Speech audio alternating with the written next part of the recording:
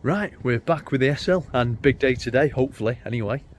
So we're back with it, back to hopefully a solution to getting this gearbox sorted. I had an absolute nightmare with this, to be honest with you, and definitely wouldn't suggest anyone to go ahead with it without having all the information.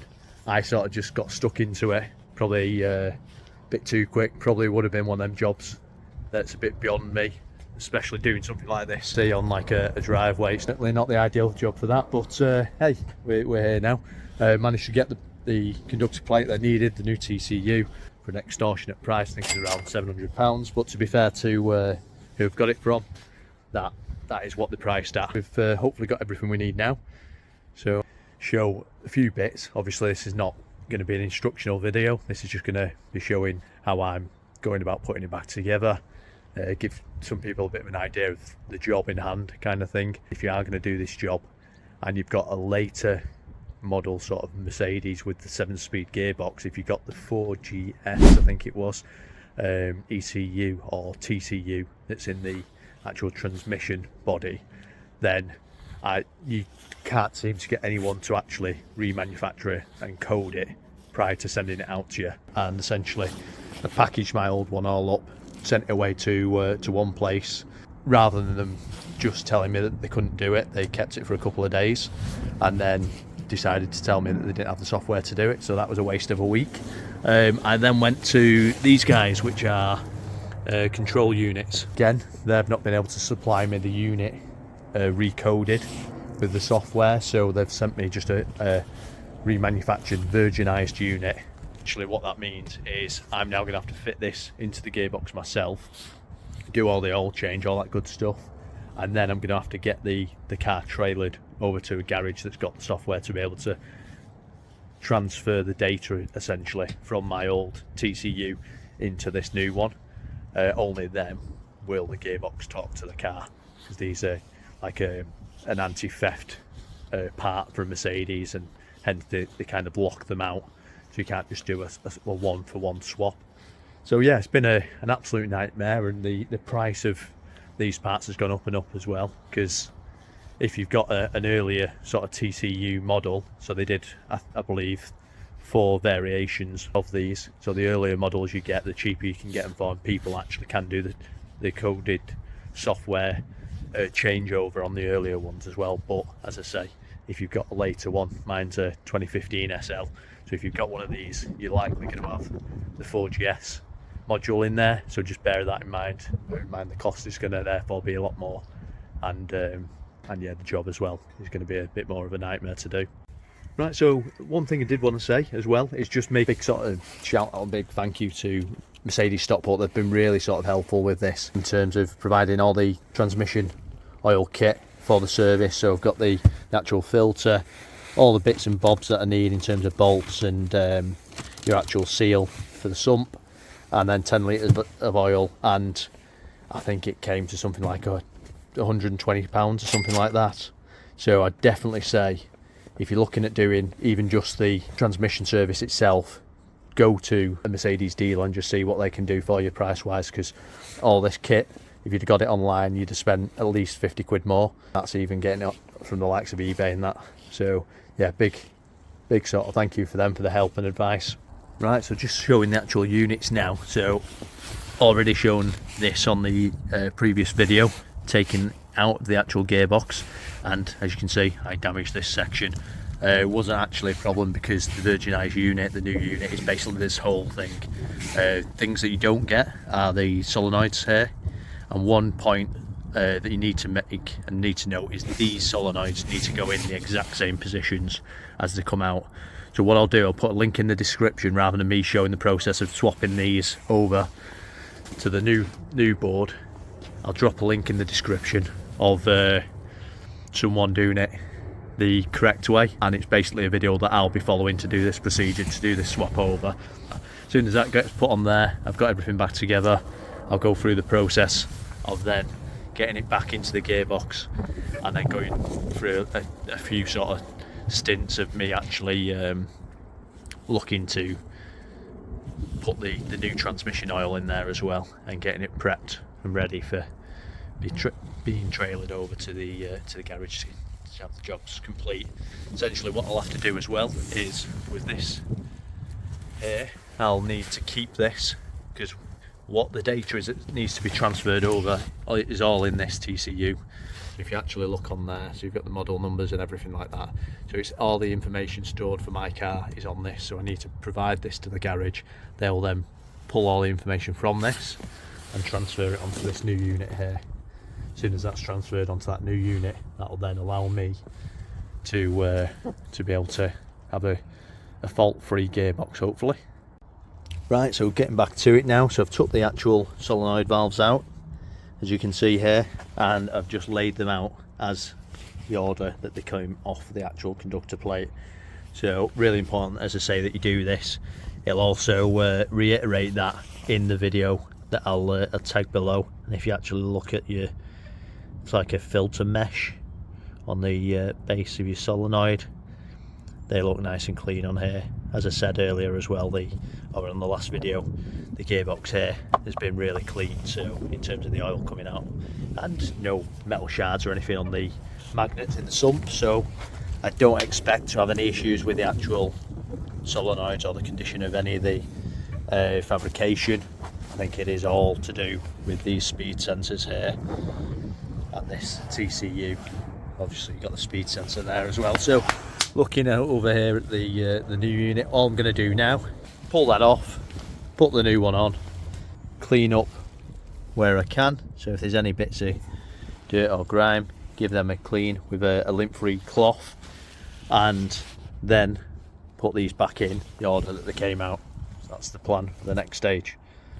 Okay, so make sure you do actually take out that valve stem for the oil pass through, and then it's just a case of cleaning up the valve body itself with a lint-free cloth, me making sure I was layering off any excess oil or grime on there. As I say, this is in really good nick anyway, so I didn't have to do much with that. And then it's a case of just bolting on that new one, making sure everything's bolted in place and all the solenoids are going back in the exact position that they came out, not forgetting to put your little oil spout in there as well. Okay, so fitting that conductor plate back into the gearbox, and big thing with this again, make sure you've got the surfaces as clean as possible before actually fitting it in. This took a little bit of time for me to actually find the right position for this to slot up and into place, so do take your time with it, don't get frustrated. One thing I was very cautious of is not damaging the conductor plate itself, as I did damage the plug when I took the old one out, so did not want to do that with the new one. But yeah, eventually I managed to find where it needed to be.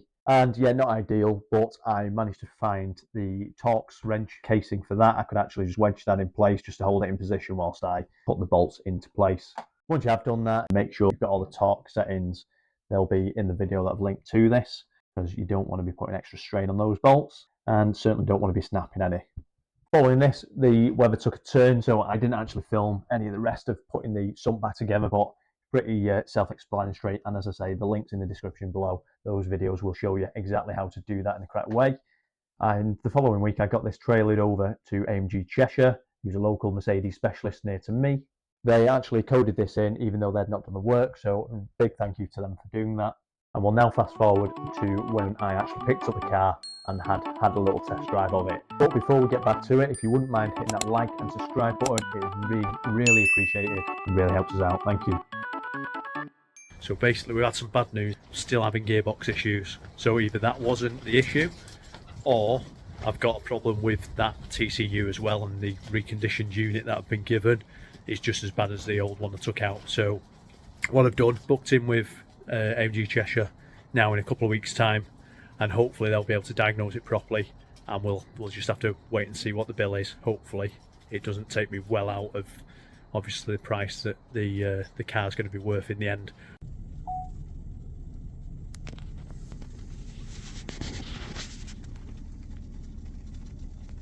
Right, so we're back at AMG Cheshire today. So basically that job there I did with the TCU and the gearbox, I failed to solve that problem, unfortunately. So I'm hoping the guys here at AMG Cheshire will be able to get to the bottom of this, tell me whether it was that the reconditioned unit itself has failed and it is just as bad as the one that I took out, or is there some other underlying problem with the gearbox. Seems an odd one really, because like even the oil that came out the gearbox originally was really nice and clean. No shards of metal on the magnet in the sump. So yeah, I'll be really interested to see what they think of it, and obviously getting to the bottom of it, because it's a really nice car. I've been driving it around, done 100 miles since it was last here, obviously still having the fault.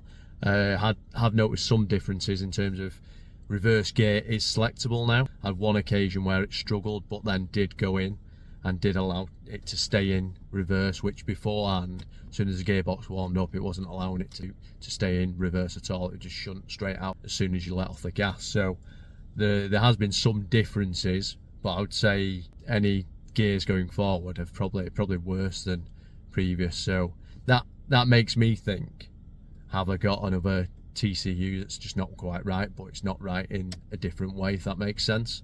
But yeah, other than that, hopefully these guys will be able to get to the bottom of it, and hopefully the bill won't be too big. But yeah, we'll see what happens, fingers crossed.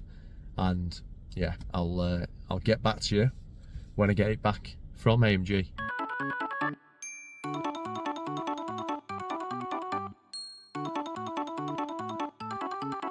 Right, so we are back in the SL, and basically I've got this back now from AMG Cheshire, and great news, they've managed to fix the gearbox issue that I had.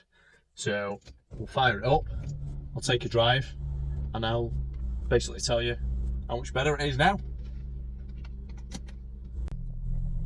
So in terms of actually sort of first, second, third gear, they were the ones that I was having the most issues with previously. Absolutely no problems now. So what I have found out is the issue was what I thought it was. It was that TCU and conductor plate. I was obviously scammed on the previous one. Bit of a nightmare as well with that, because when they do send the old ones off, they've got to send them back to Mercedes to be able to get basically the new ones. So the only people that can basically do this through Mercedes are garages that specialise and subscribe to the Mercedes dealership program. So you're quite limited on being able to do it, one, yourself, without being scammed like I was, and secondly, then being able to code it in, because again, it's that Mercedes program, the anti-theft system, where they block all the modules or any ECU, basically anything electrical that they think could be stolen, or more likely that they think someone could try and do as a DIY job. So yeah, as you can see, no jerkiness now. What I was getting before was a few jerky gear changes through first and second. When it was warm, wouldn't go into reverse, and then on that second one, when I had that fitted and coded, reverse was selectable, but going forward, first, second, third was really bad, worse than previous. So it was obvious I had an issue that was basically the same as what the old one was. They basically sold me an old unit out of another car that had a similar issue, and that's unfortunately what you're up against when you do try and do some of this stuff yourself, especially what I'm finding when it comes to sort of electrics and electrical parts. So I would say to anyone, do not use one of these companies that say that they can refurb these, because they obviously can't. I had the issue with the original company that were unable to do anything at all, but still wanted to take the actual unit for a little while, and then on the second one they managed to do the unit, or they sent me what they considered a reconditioned unit, but it turned out that that one was actually just as bad as the one I took out. So getting off the cobbles, and I will invest in a better stand for my phone at some point, so I do apologise about the jerkiness. So yeah, as I say, no issues now with the gearbox. The car is absolutely fantastic. The more I've drove this, the more I'm enjoying the car, and the more I'm thinking I'll keep it for a longer period of time than I originally thought I was going to do. But yeah, I've been really impressed with this SL, and actually quite surprised at sort of the performance out of it. So it's really quick off the mark. It's not actually that much different performance figures wise than the V8 variant, the SL400.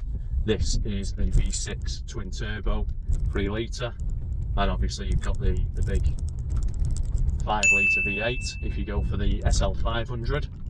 I'd have no problems with saying you go for this one, but yeah, it was in the end it's been a success,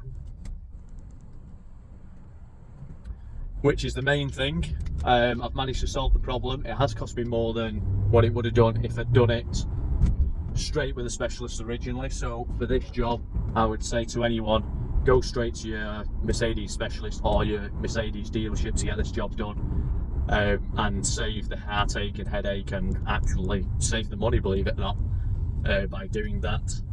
But I would also say don't actually shy away from something. If you do have a Mercedes from this sort of generation of cars where they've got the 7-speed gearbox, it has got a gearbox issue, just bear in mind it could be a £2.5 bill on top of that. So just put that into your sort of your budget when you're actually buying the car. I wouldn't let it personally put me off the car, because it was done fairly quickly.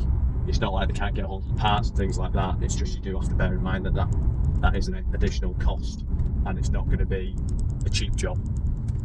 But this one, I believe, was the sort of most expensive version of that TCU, so in theory £2.5 should be your max budget for actually replacing those units if you are looking to do that.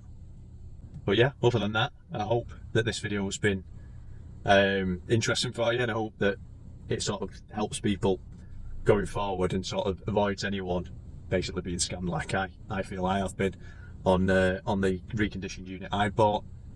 And yeah, next video, because this now is basically done, will be more a case of just getting the little bits and bobs done. So there's a few little things that I need to get sorted. So I've got a tail light issue with an indicator, so a few LEDs on the indicators aren't working.